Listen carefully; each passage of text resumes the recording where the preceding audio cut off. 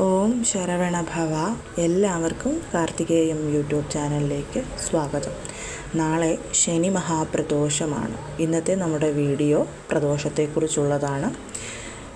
എല്ലാവർക്കും അറിയാം, ഭഗവാൻ മഹാദേവൻ്റെ അനുഗ്രഹം കിട്ടാൻ ഏറ്റവും വലിയ ഒരു വ്രതമാണ് പ്രദോഷവ്രതം എന്ന് പറയുന്നത്. അതിൽ തന്നെ ശനിയാഴ്ചയും തിങ്കളാഴ്ചയും വരുന്ന പ്രദോഷത്തിന് വളരെയധികം പ്രാധാന്യമുണ്ട്. നാളെ വരുന്ന ശനി മഹാപ്രദോഷത്തിന് വളരെയധികം പ്രാധാന്യവുമുണ്ട്. നമ്മുടെ ദോഷങ്ങൾ മുഴുവനായിട്ട് എടുത്ത് നമ്മൾക്ക് നന്മകൾ തരാൻ കഴിയുന്ന ഒരേ ഒരു ദൈവമാണ് മഹാദേവൻ എന്ന് പറയുന്നത്.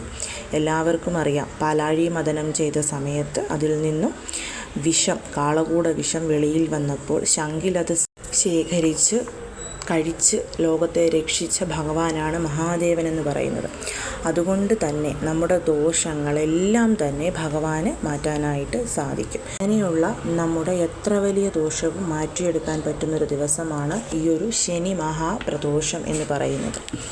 ഈ ഒരു പ്രദോഷത്തിന് അഭിഷേകത്തിനാണ് വളരെയധികം പ്രാധാന്യമുള്ളത്. അതായത് മറ്റ് പ്രദോഷങ്ങളെക്കാൾ കൂടുതൽ ശനി മഹാപ്രദോഷ ദിവസം നമ്മൾ അഭിഷേകം ചെയ്യണം.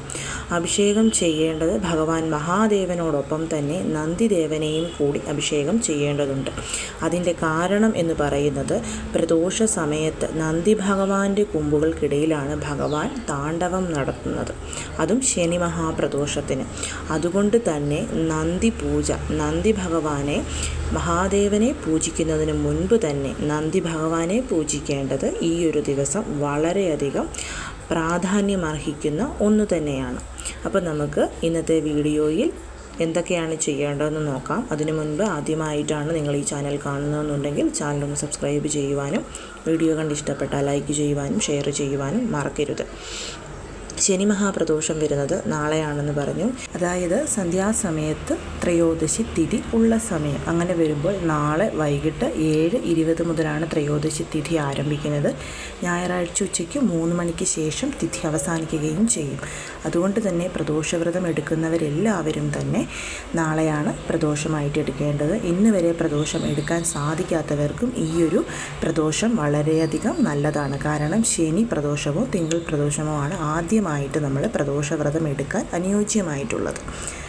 എല്ലാവർക്കും അറിയാവുന്നതുപോലെ തന്നെ പ്രദോഷവ്രതത്തിൻ്റെ തലേ ദിവസം, അതായത് ഇന്ന് നോൺ വെജ് ഒന്നും കഴിക്കരുത്, അരിയാഹാരം ഉപേക്ഷിക്കണം.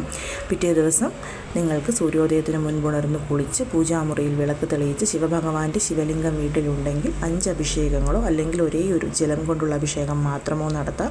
ഭഗവാന് ഭൂവളത്തിൽ സമർപ്പിച്ച് പ്രാർത്ഥിക്കാം.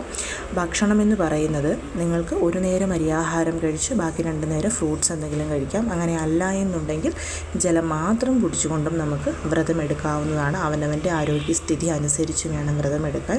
പൂർണ്ണമായിട്ടുള്ള ഭക്തിയോടുകൂടി നമ്മൾ പ്രാർത്ഥിച്ചാൽ എന്താഗ്രഹമാണോ ഭഗവാനോട് നമ്മൾ ചോദിക്കുന്നത് അത് ഭഗവാൻ നമുക്ക് സാധിച്ചു തരും. ഞാൻ നിങ്ങളോട് പറഞ്ഞിരുന്നു, 21 പ്രദോഷം ഞാൻ തുടർച്ചയായിട്ട് എടുക്കുന്നതാണ്. പക്ഷേ 10 ആയപ്പോഴേക്കും ഞാൻ ആഗ്രഹിച്ച കാര്യം ഭഗവാൻ എനിക്ക് സാധിച്ചു തന്നു എന്നുള്ളത്. ഇവിടെ ഭഗവാൻ നോക്കുന്നത് നമ്മുടെ ഭക്തി മാത്രമാണ്.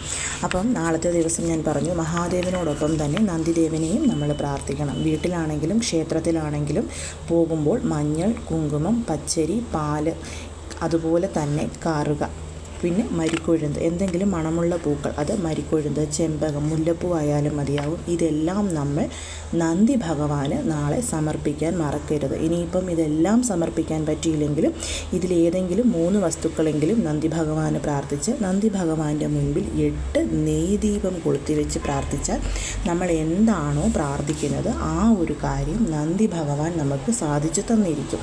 ഇതിലേറ്റവും പ്രാധാന്യമുള്ളത് മഞ്ഞൾ, കുങ്കുമം, പച്ചരി, പാല്, കറുക, മരിക്കൊഴുന്ത് അല്ലെങ്കിൽ മുല്ലപ്പൂ, ചെമ്പകമാണെന്ന് ഞാൻ പറഞ്ഞു. നിങ്ങളെക്കൊണ്ട് മഞ്ഞളും കുങ്കുമവും പച്ചരിയും മാത്രമാണ് സമർപ്പിക്കാൻ പറ്റുന്നതെങ്കിൽ അത് മാത്രം സമർപ്പിച്ചാലും മതി. എല്ലാം സമർപ്പിക്കാൻ പറ്റിയാൽ എല്ലാം സമർപ്പിച്ച് നന്ദി ഭഗവാന് ചുറ്റും 8 നെയ്ദീപവും കൊളുത്തി വെച്ച് അവിടെ നിന്ന് നന്ദി ഭഗവാനോട് പ്രാർത്ഥിക്കണം.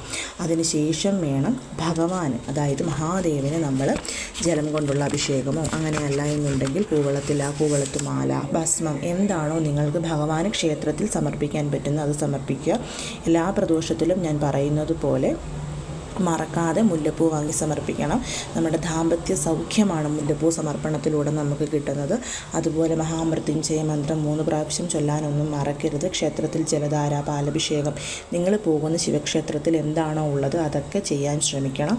നീല കളറിലെ പട്ട് വാങ്ങി മഹാദേവന് സമർപ്പിക്കുന്നതും വളരെയധികം നല്ലതാണ്. നാളത്തെ ദിവസം നമ്മൾ ശ്രദ്ധിക്കേണ്ടുന്ന മറ്റൊരു കാര്യം എന്ന് പറയുന്നത്, ഇപ്പോൾ കണ്ടകശനി, ഏഴരശനി, അഷ്ടമിശനിയൊക്കെ നടന്നുകൊണ്ടിരിക്കുന്നവർക്ക് നാളത്തെ ദിവസം വളരെയധികം നല്ലതാണ്. അവരുടെ ആ ഒരു ശനി ദോഷത്തിൻ്റെ കാഠിന്യം കുറയ്ക്കാൻ വേണ്ടിയിട്ട് വ്രതമെടുക്കാൻ പറ്റിയില്ല എങ്കിലും നാളത്തെ ദിവസം നോൺ വെജ് ഒഴിവാക്കി ശിവക്ഷേത്ര ദർശനം നടത്തി നിങ്ങളെക്കൊണ്ട് പറ്റുന്ന വഴിപാടുകൾ ഭഗവാന് സമർപ്പിക്കണം. അതുപോലെ തന്നെ ഭഗവാന് പ്രദക്ഷിണം ചെയ്യാനും മറക്കരുത്. അതേപോലെ നാളത്തെ ദിവസം നിങ്ങൾ ക്ഷേത്ര ദർശനമൊക്കെ കഴിഞ്ഞ് അമ്പലത്തിൽ നിന്നിറങ്ങുമ്പോൾ നിങ്ങൾക്ക് മുൻപിൽ ആരെങ്കിലും വന്ന് ഭിക്ഷ യാചിച്ചാൽ തീർച്ചയായിട്ടും കയ്യിലുള്ളത് 5 രൂപയാണെങ്കിലും അത് അവർക്ക് കൊടുക്കണം. ദാനം ചെയ്യുന്ന ഒരു വീഡിയോയെപ്പറ്റി ഞാൻ ചെയ്തിരുന്നു. അപ്പോൾ ഞാൻ അതിൽ പറഞ്ഞിരുന്നു നമ്മളായിട്ട് ആർക്കും ദാനം കൊടുക്കുമ്പോൾ പൈസ കൊടുക്കാൻ പാടില്ല എന്നുള്ളത്. പക്ഷേ നാളത്തെ ദിവസം നിങ്ങൾ തീർച്ചയായിട്ടും ദാനമായിട്ട് പൈസ തന്നെ കൊടുക്കാൻ ശ്രദ്ധിക്കണം. അതും ക്ഷേത്രത്തിൽ നിന്ന് ഇറങ്ങുമ്പോൾ, അല്ലാതെയല്ല.